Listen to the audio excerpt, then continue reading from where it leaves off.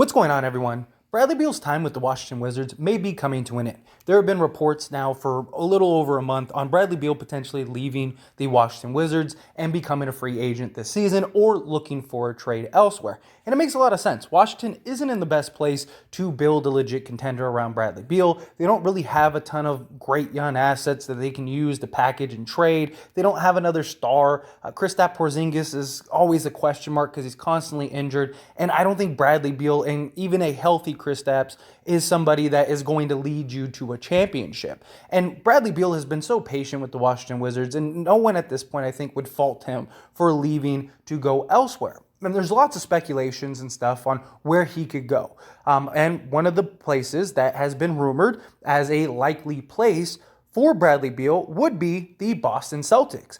And it makes a world of sense. I mean, the Celtics are a contender, right? They would benefit hugely from adding a piece like Bradley Beal. They were just in the NBA Finals. They have a ton of assets and things to go and make a move like this for Bradley Beal. And now you have that third guy that can really just do everything, right? I mean, he has no problem leading an offense. We've seen Bradley Beal with the Wizards be the guy that had to go and get 7 or 8 assists a game. And he did it. He's a guy that can get you, 25 to 30 night in and night out, on top of Brown, on top of Tatum, all of those things. So I think if the Boston Celtics have a possibility of adding somebody like Bradley Beal, I think you do it. I think he's young enough. He fits your timeline. You're going to be arguably that much better than you were last year. And the big problem is that the Celtics, as currently constructed, absolutely this experience and everything like that will have them improve and grow tremendously. But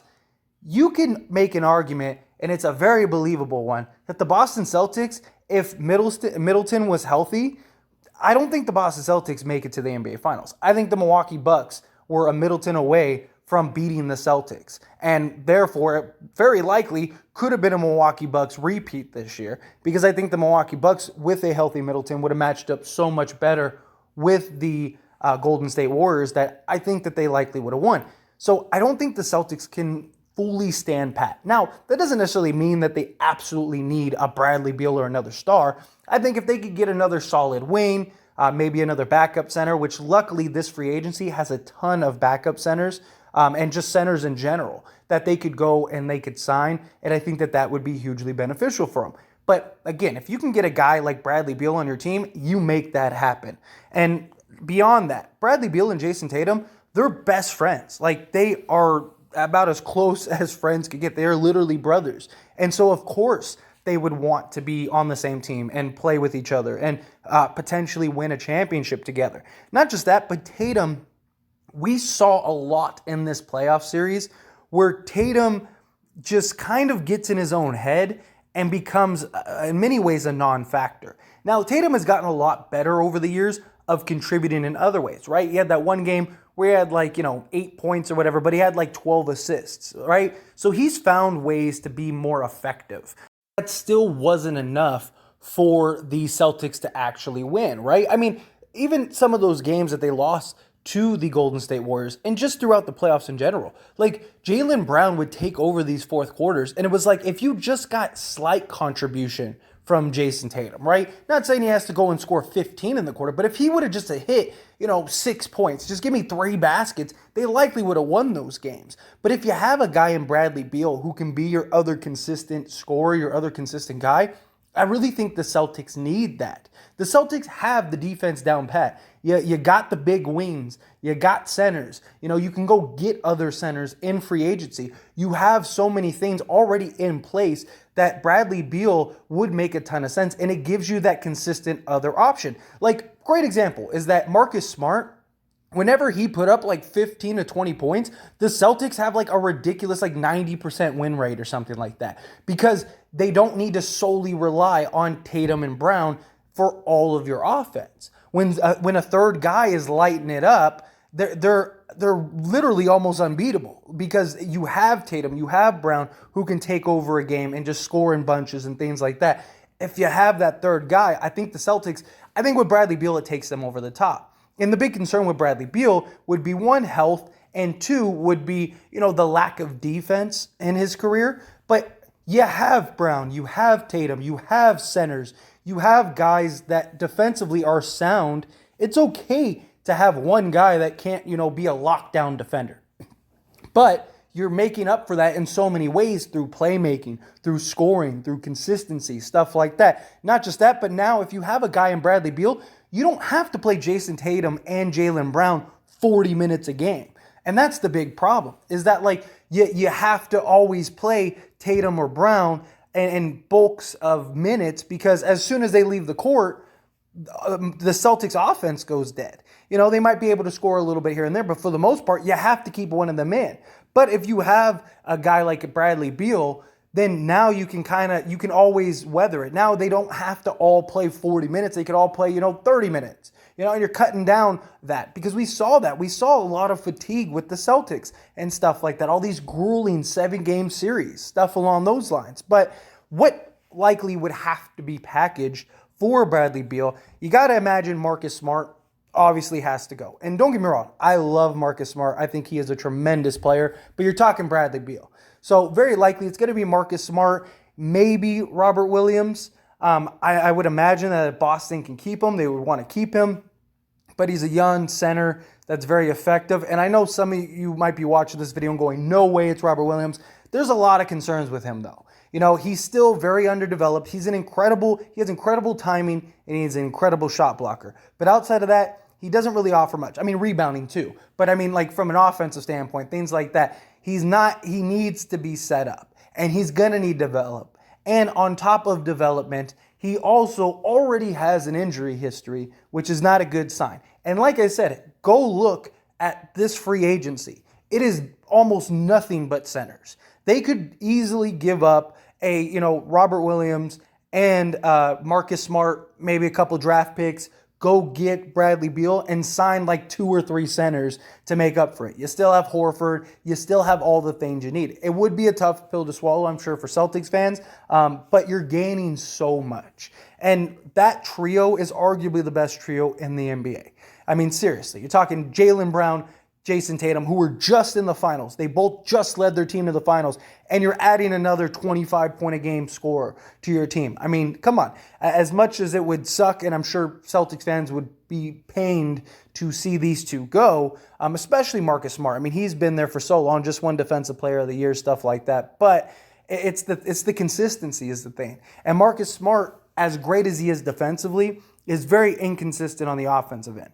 And there were times when the Celtics, that's what they needed. They didn't, as great as their defense was, though, they couldn't stop the Warriors. The Warriors just had too many weapons to score. And as much as we have seen, defense in the years be what wins championships, we are moving more and more into offense. If you can outscore your opponent, you're good. You still need offense in order to win games. And that was the thing. As great as the Celtics were the best defensive team in the league. And they couldn't slow down the Golden State Warriors because they had too many scoring options, too many scoring threats, too many guys that could knock down the shot. And the Celtics are too predictable. It's just ISO Brown, ISO Tatum, ISO. But if you have a guy in Bradley Beal, you can mix it up a little bit, because now you have 3 threats. Just like how the Warriors had so many threats, you couldn't really double team, you couldn't do those things. When the Celtics played the Brooklyn Nets, it was easy to stop them, because it's we don't have to worry about anyone else but Kevin Durant. Just make sure Kevin Durant doesn't get 30 and we'll win. And that's exactly what happened. They just got into Kevin Durant and they let Kyrie and everyone else try to beat them. And that's how they were able to stop them. And they basically followed that formula every step of the way until they ran into the Warriors, who just had too many guys that could score, too many guys that you couldn't isolate.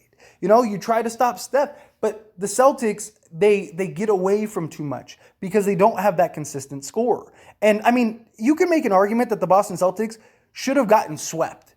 That one game 1, if it wasn't for the Celtics hitting 8 threes in a row, they would have been blown out. And so there's that one. And then there was the other game where Horford and them had 15 points or whatever. You can't count on that night in, night out. Best case scenario, this should have been a gentleman's sweep. Realistically, you probably would have gotten swept. So it shows that the offensive, caliber you need, the Celtics aren't on that level. They're not consistent enough.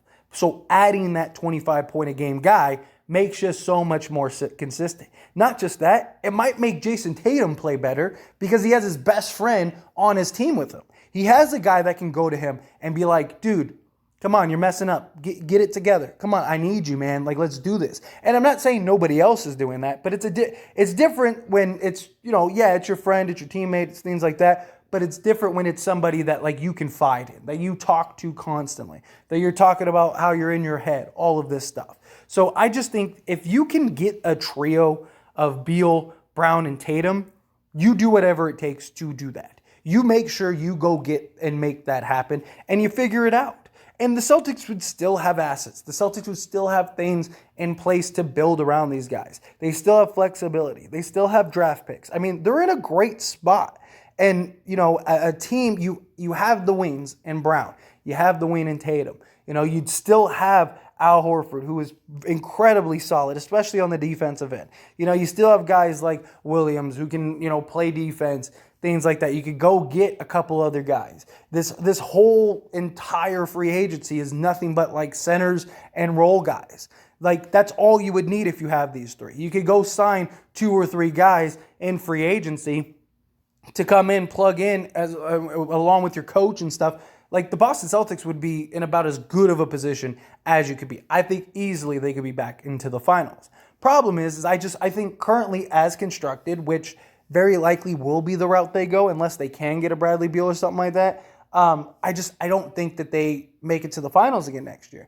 I just think that, you're going to have teams that are better, and Milwaukee, you imagine, is going to be healthy. And like I said, I don't think the Celtics would have been in this situation that they were in had Chris Middleton never got hurt. If he would have been fine and healthy, they would have lost. I mean, even if he was fine and healthy, say he missed, he played another 2 games or whatever and then got hurt, I still think they win. The Celtics just benefited tremendously by the timing in which Chris Middleton got hurt. And so they were able to beat him, and it still went 7 games. They still struggled. I mean, the Miami Heat almost beat them with Jimmy Butler, with the team that was basically dead in the water and Jimmy Butler doing absolute heroics. You were up 15 late in the game, and Jimmy Butler had a chance to beat you. Like, that should have never happened. And they need to upgrade. They need to improve. They can't just stand pat, because we've seen what looked like some great, promising young teams and end up never making it back to the finals. I mean, look at the OKC. And you're talking Kevin Durant, James Harden, Russell Westbrook, guys like that. Yeah, James Harden got traded later, like after they went to the finals. But you still had Serge Ibaka, Russell Westbrook, Kevin Durant. You had this ridiculous young team that you thought was going to be a dynasty, and they never even made it to another finals. It's really hard to get to the NBA finals. And a lot of the problems is that a lot of these teams, they just think, okay, well, we were already right there. If we just bring everybody back and do it again, we'll be there again next year. And yet, more times than not, you see that doesn't happen. It almost never happens. So I think if you can go get a Bradley Beal, you go do it. But anyway, as always, this is a discussion, so I want to hear from you. Let me know your thoughts and opinions down in the comment section below. What do you think? Do you think that, go get Bradley Beal, go trade for Bradley Beal, whatever it takes, go get a Bradley Beal? Do you think, no, they don't really need Bradley Beal, just get us another wing, another backup center, and we're good, let's run it back? How would you feel if Bradley Beal was like your third option on this team? I just think that it's too good to pass up.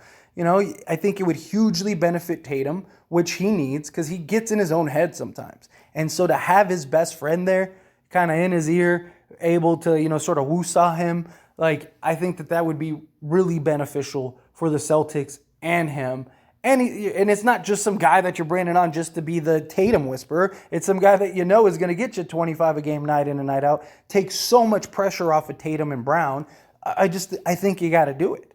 I think as long as the asking price isn't ridiculously high, I think you can live without Robert Williams, and I think you can live without Marcus Smart, especially if you're getting a guy in Bradley Beal. But love to hear your thoughts and opinions down in the comment section below.